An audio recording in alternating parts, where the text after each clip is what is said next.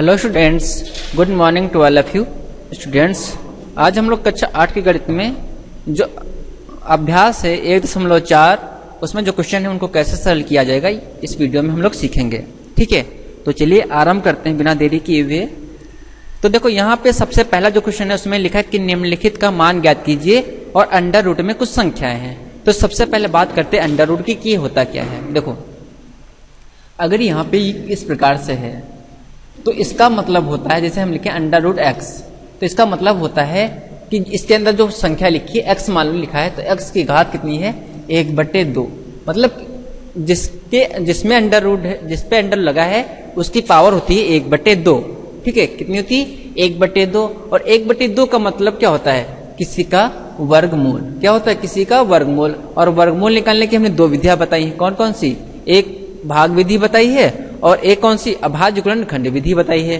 तो यहाँ पे जो आपको आसान लगे वो आप कर सकते हैं, क्योंकि यहाँ पे प्रश्न में बताया नहीं गया है कि आप अभाज्य गुणनखंड विधि से वर्गमूल निकालेंगे या भाग विधि से वर्गमूल निकालेंगे। ठीक, तो यहाँ पे भी आप इतना रखिए, याद रखिए कि अंडर रूट का मतलब होता है किसी की घात 1/2। और अगर किसी संख्या की घात 1/2 है तो इसका मतलब है कि हमें उस संख्या का वर्गमूल ज्ञात करना है। ठीक है, तो जैसे यहाँ पे कोई संख्या ले लेते हैं, पहले में जो क्वेश्चन नंबर 2 है उसको देख लेते हैं। पार्ट मतलब क्वेश्चन नंबर 1 में सेकेंड पार्ट। तो इसमें क्या लिखा है, अंडर रूट 9/49, अंडर रूट 9/49 लिखा है। ठीक, तो अब हमें क्या करना पड़ेगा, मतलब इसका मतलब ये लिखा है, देखो इसको हम लिख सकते हैं अंडर रूट 9/49, ऐसे भी लिख सकते हैं।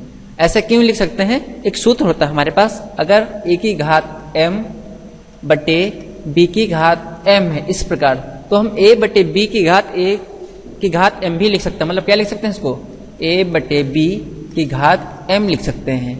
तो अगर हम इसको ये लिख सकते हैं तो इसको भी तो ये लिख सकते हैं। ठीक, तो हमने वही यहाँ पर कर लिया है, under root m upon under root 49, ये कर अंडर रूट 9, सॉरी यहाँ पे अंडर रूट 9 बटे अंडर रूट 49 लिखा है। तो अब हम क्या करेंगे, अंडर रूट 9 का वर्गमूल मतलब 9 का वर्गमूल निकालेंगे और फिर 49 का वर्गमूल निकालेंगे। तो चलिए निकाल लेते हैं। तो देखो यहाँ पे अंडर रूट 9 क्या लिख सकते हैं, 3 गुणा 3। और इसी प्रकार 49 को क्या लिख सकते हैं, अंडर रूट 7 गुणे 7, ये लिख सकते हैं। तो देखो अब हमने क्या बताया था वर्गमूल निकालने के लिए, जैसे ये 9 है इसका वर्गमूल निकालना, तो हम सबसे पहले 3 से इसको डिवाइड करेंगे। तो 3 3 9, फिर 3 1 3, तो इसके गुणनखंड की क्या हो जाएंगे 3 गुणे 3, और एक जोड़ा बन जाएगा। तो जोड़ा से हम केवल एक ही लेते हैं तो इसका वर्गमूल आ जाएगा 3। उसी प्रकार यहाँ भी हम इस जोड़े से एक 3 बाहर निकालेंगे तो कितना जाएगा 3, और यहाँ से बाहर निकालेंगे तो कितना जाएगा, यहाँ से आ जाएगा 7। तो जो इसका वर्गमूल आएगा वो आएगा 3/7। मतलब इस अंडर रूट 9/49 का जो मान होगा वो कितना आएगा 3/7। ठीक, थोड़ा सा यहाँ पे ध्यान दीजिएगा, जो हमने ये लिखा है अंडर रूट 7 गुणे 7 या अंडर रूट 3 गुणे 3, इसको 3 बाहर कैसे निकालते हैं। तो देखो एक हमारे पास सूत्र होता है कि जब आधार समान होता है तो घातें जुड़ या घट जाती हैं। अब यहाँ पे बात करें अगर आधार और घात की क्या होती है, तो देखो यहाँ पे हम लिखते हैं a की घात m इंटू b की घात n लिख लेते हैं। तो यहाँ पे जो a और b है ये क्या है, ये आधार कहलाते हैं। क्या है, ये आधार कहलाते हैं, और जो m n के रूप में है इनको घात बोलते हैं। ठीक, तो अगर आधार समान है तो घातें जोड़ या घट जाते हैं। मतलब जैसी कंडीशन होगी, अगर जोड़ना होगा तो हम जोड़ लेंगे, अगर माइनस होगा तो हम घटा देते हैं। तो अब देखो यहाँ पे हमने लिखा है अंडर रूट 3 गुणे 3, और हमने ऊपर बताया है कि अंडर रूट का मतलब होता है उसके अंदर जो पद है उसकी घात 1/3, यही तो बताया है। तो एक बार हम इसको समझाने के लिए यहाँ पे लिख लेते हैं अंडर रूट 3 गुणा 3। ठीक, तो हम इसको ऐसे भी तो लिख सकते हैं, देखो अंडर रूट कितना 3 गुणा अंडर रूट 3, हमने अलग अलग कर लिया है। और अंडर रूट का मतलब कितना होता है, किसी की घात मतलब उसके अंदर जो संख्या उसकी घात 1/2, तो हम इसको लिख सकते हैं 3 की घात 1/2 गुणा 3 की घात 1/2। और अभी हमने क्या बताया कि जब आधार समान होता है, क्या, जैसे हम इसको यहाँ पे लिखें a की घात m इंटू b a की घात, यहाँ पे a की घात n, तो ये क्या हो जाएगा, ये हो जाएगा a की घात m प्लस n। ये सूत्र होता है, ये क्या होता है, ये सूत्र है a की घात m प्लस n।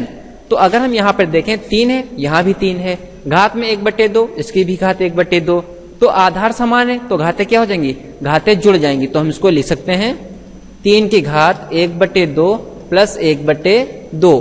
तो अब ये 1/2 को जोड़ेंगे तो कितना आ जाएगा, इसको सरल करेंगे तो आ जाएगा 3 की घात 2/2, और ये 2 से 2 कैंसिल हो जाएगा, तो यहां से आ जाएगा 3 की घात 1। तो यहां से हमने क्या देखा कि √3 × 3 का मान कितना निकल के आता है, 3। तो यहाँ पे वही हमने ये लिख दिया है 3, और इसी प्रकार ये 7 को हमने बाहर निकाल लिया है, तो इसका जो मान आएगा वो आ जाएगा 3/7। ठीक, तो इस प्रकार हम इसको सरल कर लेंगे। ठीक है, अब हम लोग क्वेश्चन नंबर 2 देखते हैं। क्वेश्चन नंबर 2 क्या है, यहाँ पे लिख लेते हैं। क्वेश्चन नंबर 2 का जो सेकेंड पार्ट है उसको देख लेते हैं। तो यहाँ पे क्वेश्चन नंबर 2 में है 1369 और बटे 1849। ठीक, तो हम इसको अंश का पहले वर्गमूल निकाल लेते हैं भाग विधि से। तो क्या है 1000, ये इसका जोड़ा बना लेंगे, ये जोड़ा बन गए हैं।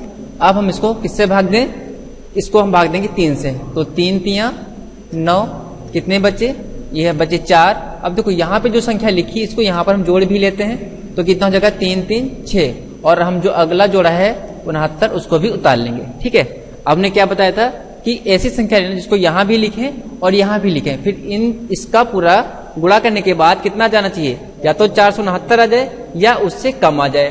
तो देखो अगर हम यहाँ पे 6 लिखें, कितना लिखें 6, तो हमें 6 से मल्टीप्लाई भी करना पड़ेगा, तो कितना आ जाएगा 6 36 के 6 हासिल 3, 6 36 3 39। ठीक, तो उससे कम तो है। एक बार हम 7 लिख के देख लेते हैं कितना रहा है, तो आ जाएगा 7 × 7, तो कितना हो जाएगा 7 7 49 के 9 हासिल 4, 6 42 और 4 46। तो यहां से आ जाएगा। तो हमें कितना रखना होगा, यहाँ पर यहाँ भी 7 और यहाँ भी 7 रखना पड़ेगा, और हमने इन दोनों का मल्टीप्लाई कर ही लिया है, तो यहाँ पे लिखने के कितना जाएगा 469। ठीक, तो अब हम इसको घटाएंगे तो कितना जाएगा 0, 6 में 6 जाएगा 0, 4 में 4 जाएगा 0। तो यहाँ से शेष कुछ नहीं बचा है, तो इसका मतलब जो वर्गमूल आएगा वो कितना जाएगा, वो आ जाएगा 37। अंश का जो वर्गमूल आएगा वो तो आ जाएगा 37। अब हर की बात कर लेते हैं 1849 की, तो उसको भी भाग विधि से निकाल लेते हैं 1849। तो इसके भी ये जोड़ा बना लेंगे, ये हो जाएगा। अब हम इसका कौन सी किससे भाग करेंगे, इसको हम भाग करेंगे 4 से। तो 4 चक्कू 16, कितने बचे 2 4 9। ठीक है, अब हम इसको यहाँ पे जोड़ लेंगे 4, तो कितना हो जाएगा 8। देखो अब यहाँ पे इसको यहाँ पे क्या लिखेंगे, ये कितने हो जाए 449 के बराबर आ जाए या इससे कम हो जाए। तो एक बार हम 3 रख के देख लेते हैं, तो कितना हो जाएगा 3 तियां 9, 8 तियां 24, तो हमारा हो जाएगा। ठीक, तो यहाँ पर भी 3 लिखेंगे और यहाँ पर भी लिखेंगे 3, तो कितना जाएगा 3 तियां 9, 8 तियां 24। तो घटाएंगे तो कितना जाएगा 0 0 0। तो यहां से भी जो शेष आया है वो भी आ गया है 0। तो कहने का मतलब है कि इसके जो गुणनखंड होंगे वो हो जाएंगे 37 × 37, और जो हर के गुणनखंड हो जाएंगे वो आ जाएंगे 43 × 43। तो इसका एक जोड़ा उठा लेंगे और एक जोड़ा इसका उठा लेंगे, तो कितना आ जाएगा 37/43, और यही इसका वर्गमूल आ जाएगा। ठीक, तो आशा करता हूं कि आपको समझ में आ गया होगा। Thank you.